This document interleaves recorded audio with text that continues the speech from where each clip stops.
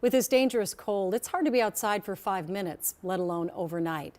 And as we speak, a march is underway in Minneapolis to bring attention to the plight of people who are homeless. Raya Katene is live there tonight. Raya?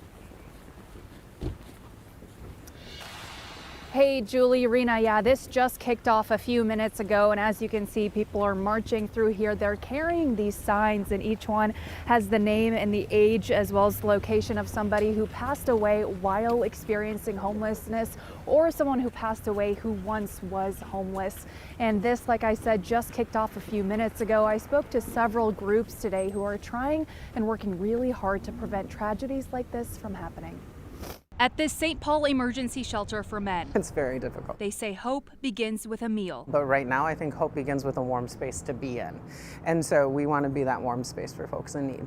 Sarah Paterka with Union Gospel Mission Twin Cities says this 24-hour campus is overflowing. A couple weeks ago, we had about 30 to 35 gentlemen just staying in our lobby overnight. This chapel usually has space for 52 men to sleep overnight. With colder weather moving in, Paterka says they've added more beds. We offer 52 cots, and we have increased our capacity with 40 additional bunk beds.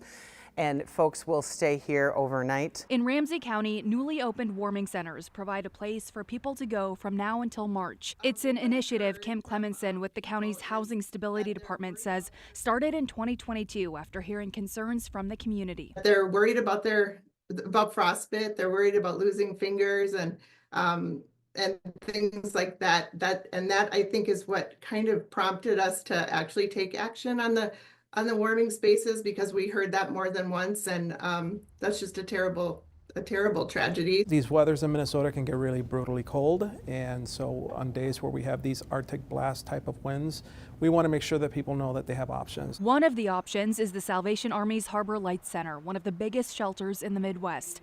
During a cold snap like this, Captain Josh Polanco says the shelter provides 40 more beds, in addition to the roughly 400 beds already available. I don't take for granted the roof that I have over my head or my children, and so I want the same for every human being that's out there. They deserve it. And once this silent march is over, people will be gathering at the Plymouth Congregational Church for a memorial service in under an hour here at 6 o'clock, and then at 7 o'clock it will be followed by a community meal. Julie, Rena.